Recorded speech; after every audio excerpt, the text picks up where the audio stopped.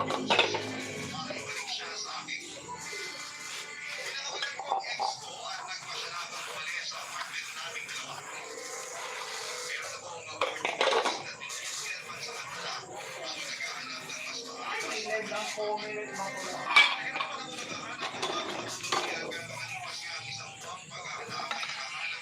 ka sa live kong saglit di sa YouTube.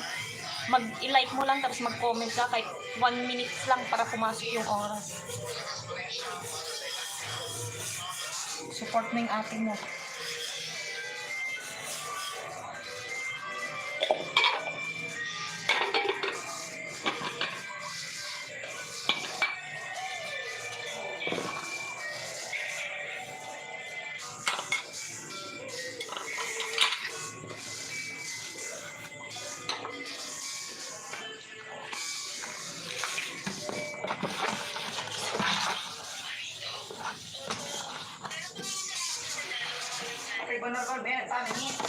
Yung nga sira nga yung cellphone ko. Tignan mo pati yung kanya, screen niya, basag. Tapos ito, naglalag siya kaya hindi ako makapag-live dito.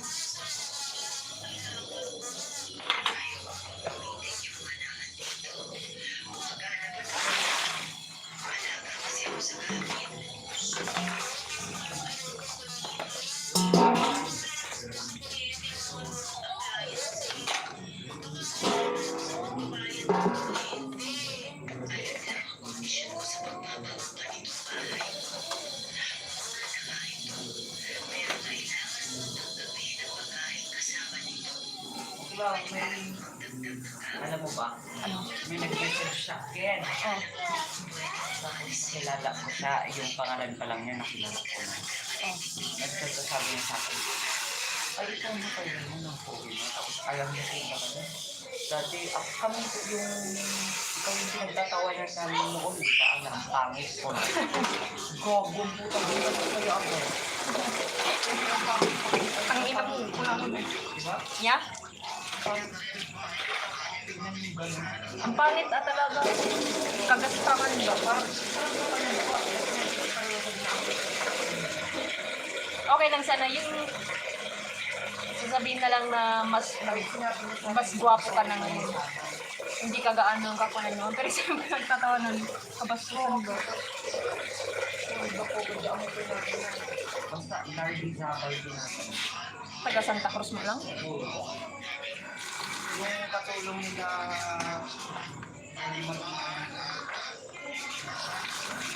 Ay, ikaw ba yung katulong na pangit dito? Pinagsasawang pumasok ba yung yung block? Sabi ka? hindi ko kayo ginaganya. Kasi yung bakit yung nagsasadap sa sila ko lang sana. Ano ginawa mo na sana? Pagka nang mula sa video ko, naiiyak ko lang ko ma.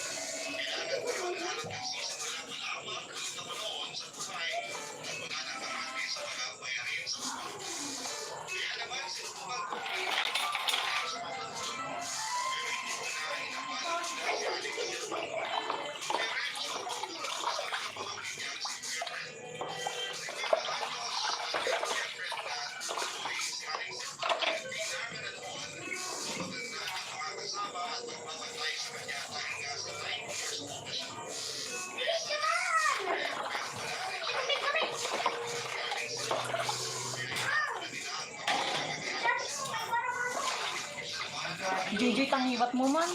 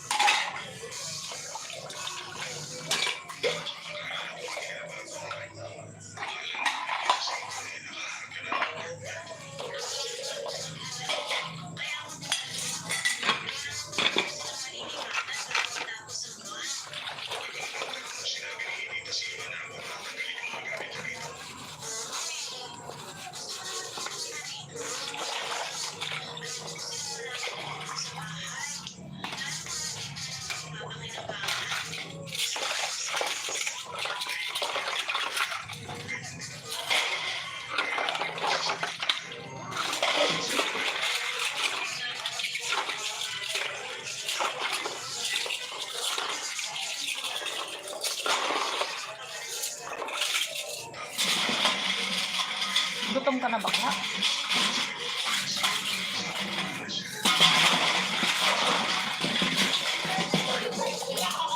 Tanahin mo nga si Taba kung gutom na.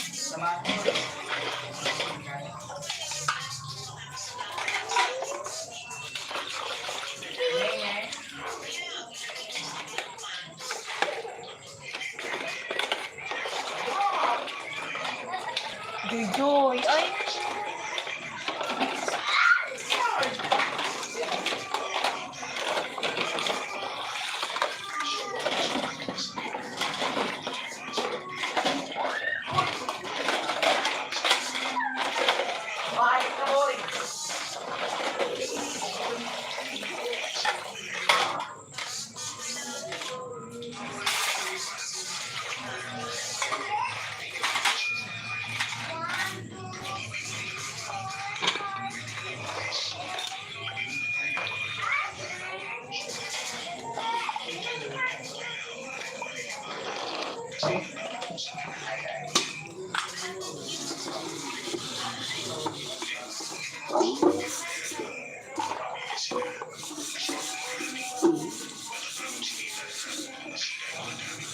Nasa muna ka din ilan mo ko nga rin ako sige.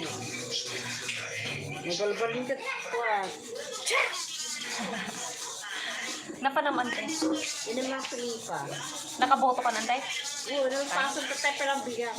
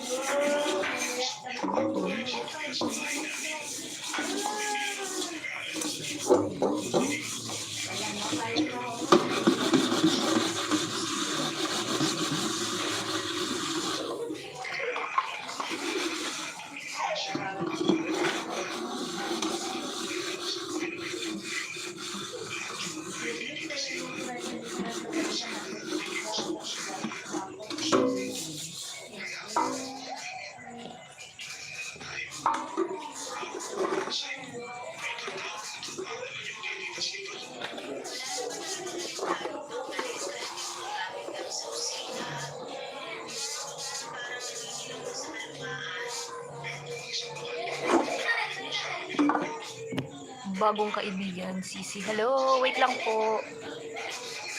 Yan, you can...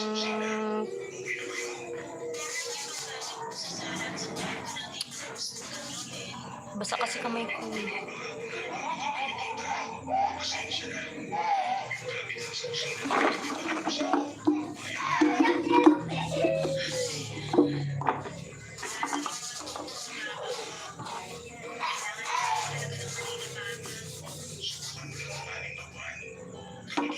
Hindi, the break nga maayos niya nga linuto niya. Ay ako, bigay ko pinabate.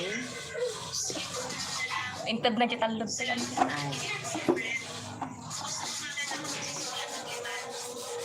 Nga si Dayon natin. naka mo. Andiyan ito ba?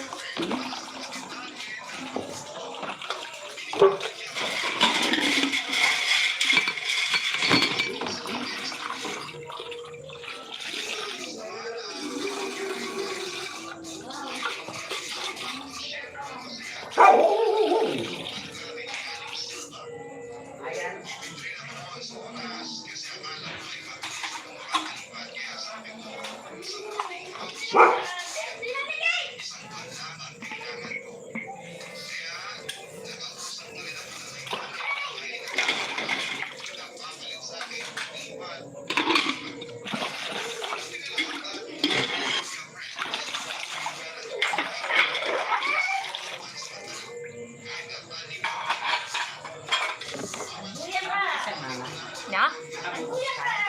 Oo, nalpaso.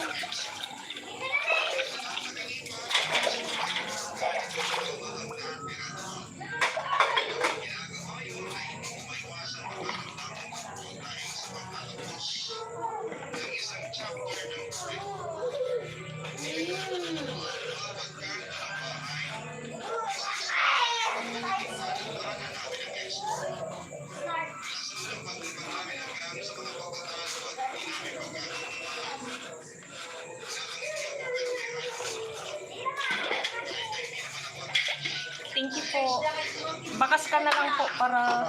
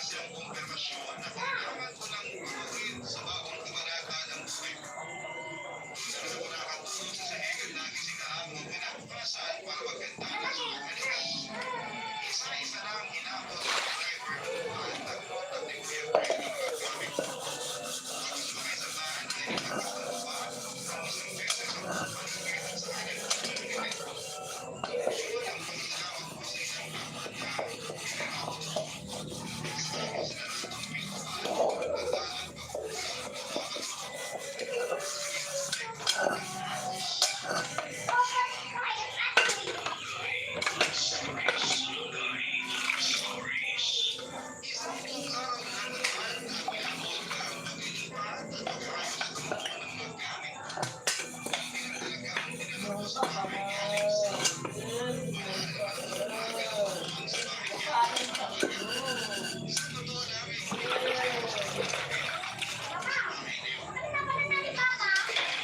mo lagaro doon, kaya yan lang.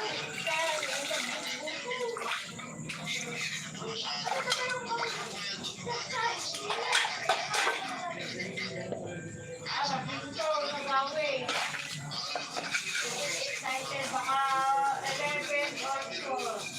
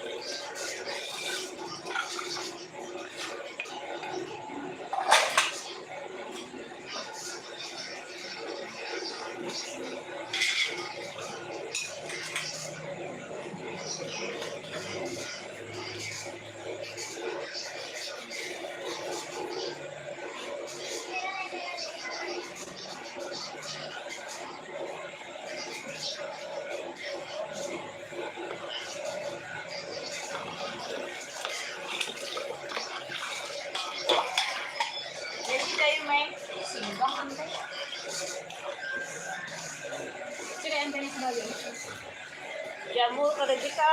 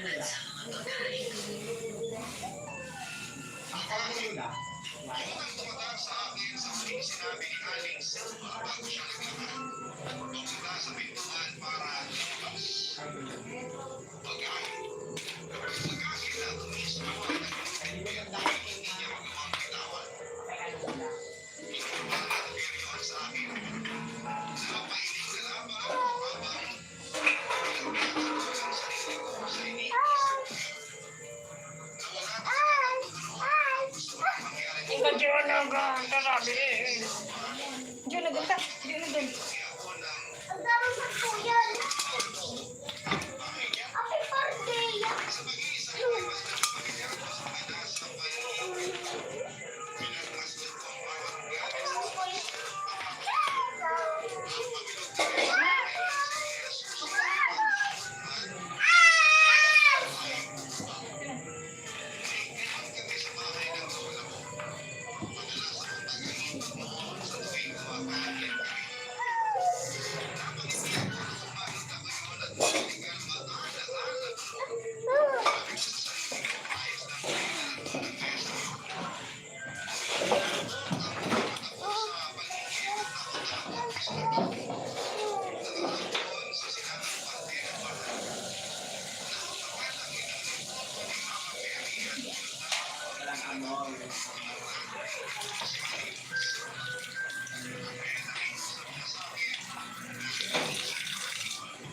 Paano ka pa? Buko ka iman. Ito, sadya yun.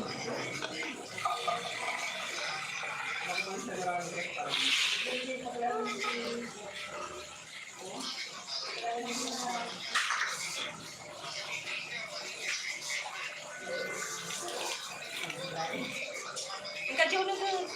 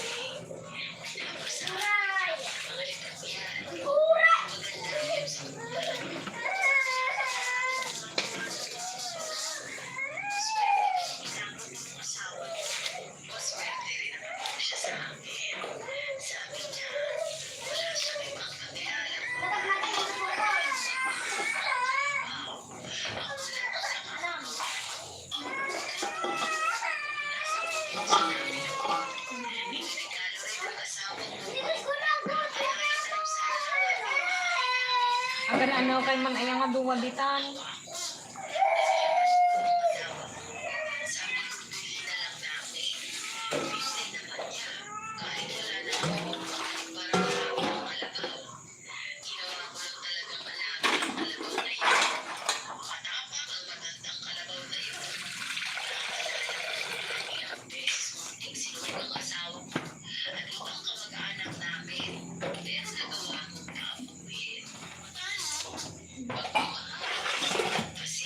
Pakiabot mo yung kutsilyo, anak. Bumangan mo, bukasan mo, ba?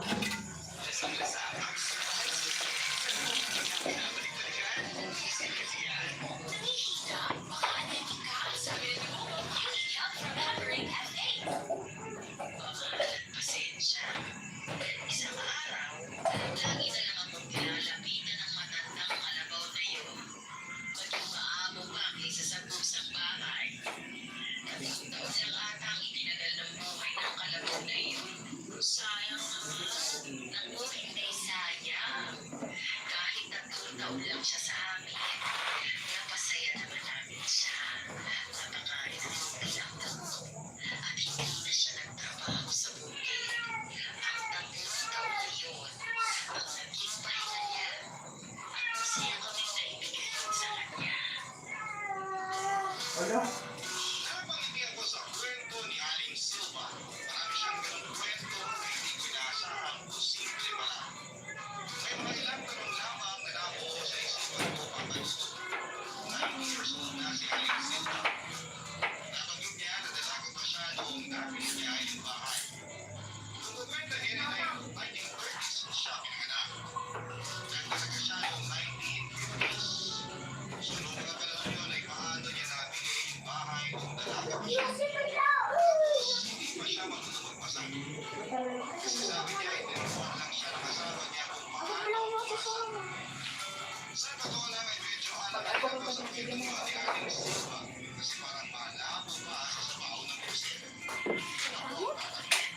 Kagudwa ako yung tinyo, niluto ka kang sama.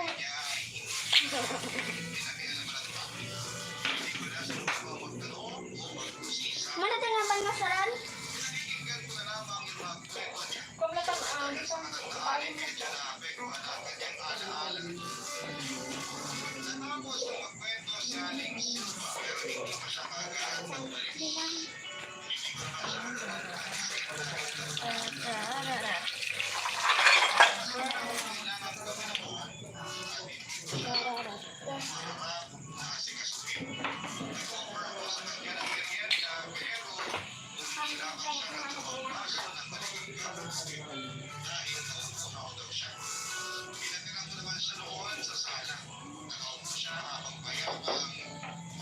Dito sinala ko pang.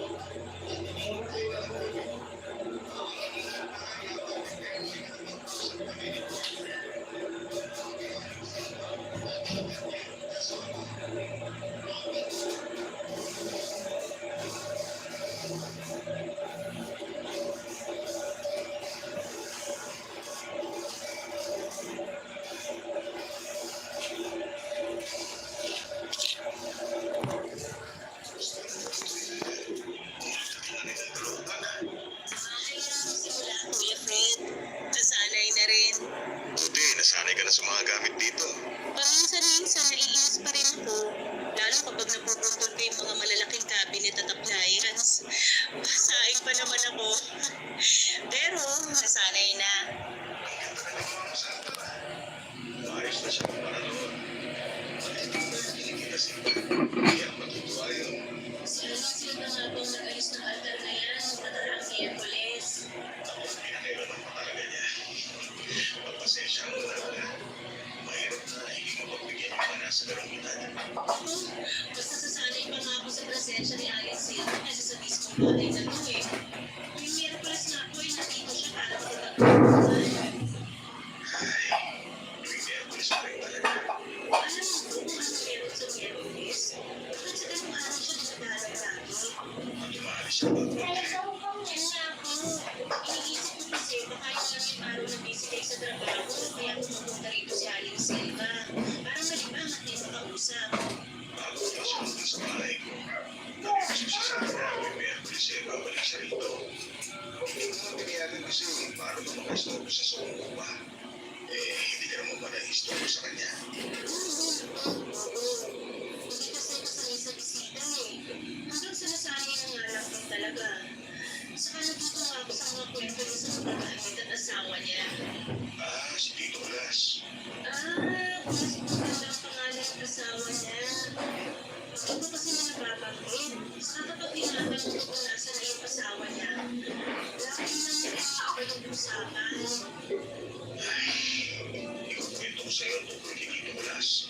Pero kung ipapahal kay Tita Silva na alam mo na, parang maintindihan mo kung bakit niya kailangan bumalik-balik dito. Wala silang problema sa pera. Ayos ang lahat ng bahay na to. Wala silang pakutakusan malapit ang marimata ng bangko. Kaya napilitan si Tito Blas na kasama kapatid niya para magtrabaho. Basta matatasan niya itong bahay. Nagawa ng paraan, pero natagalan. Nalungkot si Tita Silva kasi hindi siya sanay na malayo kay Tito Blas. Wala pa naman sila anak na mapagkakabalan niya. Sayang nga po. Nakikita ko na tayong maging mabuting ina ni Aling Silva. Naging mabuting ina si Tita Silva sa atin. Kahit hindi tayo sa kanya, pero grabe ang pagmamahal at sakripisyo na ginawa niya para sa akin. Bakit nga po pala nakasinimita ng anak? Laging nakukunan si Tita Silva. Pinagpaliban muna nila ang pagkakaroon ng anak para makapagpahinga ang na-stress ni Tita. Ito sa kita mo. Noong panahon na Whiskas, complete and balanced nutrition containing omega-6 and zinc. Try Whiskas now. Nanood mo na dyan. Winashing na. Kinuskus mo ba? Switch to L'Oreal Power Liquid. 15 minutes lang. Bilis-bilis ang matcha. Over to Scott washing machine. 70% for washing up L'Oreal Liquid. handa na sila ulit bumuo. Saka naman kinailangan ni Tito Kulas na pumunta ng Vietnam. Sabi niya sandali lang siya magtatrabaho hanggang sa mabawi na yung bahay. Kaya lang, nagkasakit na malala si Tita Silva at kinailangan ng malaking halaga ng pera para maparunod siya. Nag-extend si Mang Kulas sa Vietnam. Lumipat sila magkapatid sa Thailand. Sinama sila ng amo nila. Mas malaki ang kinikita niya kaya napagamot na rin niya si Tita Silva. At yun naging malaking naipon para makabalik na siya. Nakagaling po ba? Hindi. Maski ang kapatid ni Tito Kulas, wala na rin. Ano nangyari sa kanila? Wala kaming alam. Hindi nakausap niya si Tita Silva. Geng-geng. Hindi raw siya sa Merkulis bago magpiling. Wala silang umuwi. Hindi. Umabot na ng Merkulis doon pero hindi pa rin nakakauwi sila dito. Wala na rin tawag o Hindi sulat. ka tapeng. Nakailang magpina na sa altar si Tita Silva para makabalik na si Tito. Ilang bulaklak na yung inalay niya. Talantanan lahat pero walang Tito Kulas ang bumalik sa bahay na to. Iyan ko na sa social media. Baka naman kaya silang mahanap. Sinubukan ko na yan. Hindi ko pinalam kay Tita Silva para hindi siya masyado umasa. Sabi na napatay na sila magkapatid pero walang ibang detalye. At naniniwala naman po kay Ron. Kilala ko ang Tito Kulas. Nangako siyang babalik at kapag pinangakuan niya si Tita Silva, ginagawa niyang lahat para matupad yun. Maliban na lang sa pagbabalik niya. Kaya malibot sa loob ng gabi na baka napatay na siya. Dahil kung buhay pa siya, babalik yun kahit anong mangyari. Ganun niya kamahal si Tita Silva. Nagkwento rin ni Kuya Fred na simula noong hindi na nagparamdam si Mang Kulas. Ay nagparam daw sa labas ng bahay si Aling Silva habang hawak ang maliit na radyo at pinapatugtog ang theme song nilang dalawa. Nakasakali lang daw na mailipad ng hangin ang awitin niyo papunta sa asawa niya.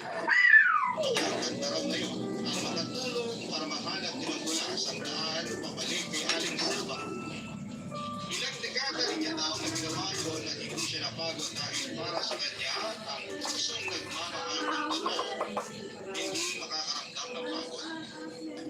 Para kung ginawat sa dibdib ng marinig ko ang kwento nilang mag-asawa, hindi ko maiwasang magtanong sa Diyos kung bakit niya hinayaang malayo ang dalawa. Gayong sila ang pwedeng maging ehemplo ng totoong pagmamahal. Pero walang nakakaalam sa dahilan kung bakit hindi sila pinalad na magkasama ng matagal sa mundong ito. Baka nga sa kanilang buhay na sila magtagpong muli. Ganito lang ang usapan namin ni Kuya Fred nang dumating na ang karpintero. Kinassist siya ni Kuya Fred habang ako naman ay naupo sa harapan ng altar. Ini-imagine ko kung ilang iyak, dasal at bulaklak ang naialay ni Aling Silva para lamang makabalik ang asawa niya. Dahil doon ay hindi ko maiwasang makakayak dahil sa simpatya para sa ating landing. Makalipas ka ang 3 linggo ay muling nagpakita si Aling Silva sa akin. Eksaktong Miyerkules ng hapon, tulad ng dating nakangiti siya nang mapagpuksan ko ng pintuan. Medyo pumayat na nga ng pagkakasakit niya. Kaya pala hindi siya nakabisita sa mga nagdaang Miyerkules. Ikalakayan ko siyang makapasok ng bahay. Nagulat siya dahil mas maginip ang pagtanggap ko sa kanya noong araw na yun. Inaasahan ko na darating siya, tanggap ko kasi naasahan ko siya lagi at hindi ako mapapagod na umasa na dadalawin niya ako tuwing Miyerkules. Parang yun ang paraan ko para magbigay respeto sa ilang dekada niyang pagkikipay sa pagbabalik ng Honduras kahit na wala ang kasiguraduhan. Pinagtignan ko siya ng gatas at ininita ng pagkisa. Nagawa naman siyang kinain niyo. Habang kinukumusta ako ay masaya kami nagkwentuhan hanggang sa mapadako ang mga mata niya sa atas. Nakita ko ang ngiti sa mga mata niya habang nakatitig kay Mama Mary. Mama Dudut.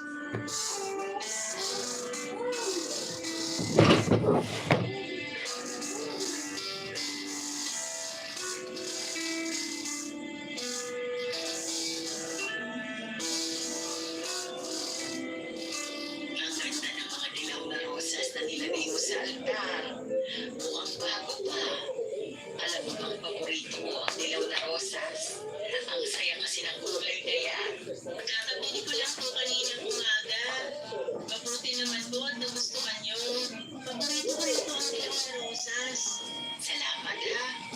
Alam ko, hindi mo naman kailangan gawin yan. Hindi mo naman obligasyon, pero ginagawa mo pa rin. Masaya naman po akong ginagawa. Alay ko na rin kay Mama Mary at Papa Jesus sa dami ng blessings na nakuha ko ngayong taon. Tama yan. Matuto tayong magpasalamat kahit sa mga maliliit na biyaya. Hindi na rin naman mga manila ng Miss Rosas. Pwede niyo pong sindihan kung gusto niyo magdasal bago kayo umalis. Para sa inyo po lahat yan. Hindi ko na maalala kung ilang kandila na ang nalusaw sa altar ngayon. Hindi ko alam kung nakarating na sa itaas yung puso na galing sa kandila o baka kinulang pa ako ng sindi. Hindi ko alam. Magdasal po ba kayo nagtininig? Hindi ako naniniwala na hindi napapakinggan ang mga dasal natin. May mga hiling lang talaga na hindi ipinagkakaloob dahil merong mas magandang inihandang plano ang Diyos para sa atin. Kahit hindi po pinapalagay mo, hindi pa rin po ang kapit mo sa Diyos, no? Iyon na lang ang dahilan kung bakit hanggang ngayon nandito pa rin ako. Kung hindi niyo naman po mamasamahin, pwede po bang malaman kung ano yung hiling niyo na hindi nakarating? Lagi kong nakukwento sa iyo tungkol sa asawa ko. Pero hindi ko pa pala siya buong na ipakilala sa iyo. Ulas ang pangalan ng asawa ko.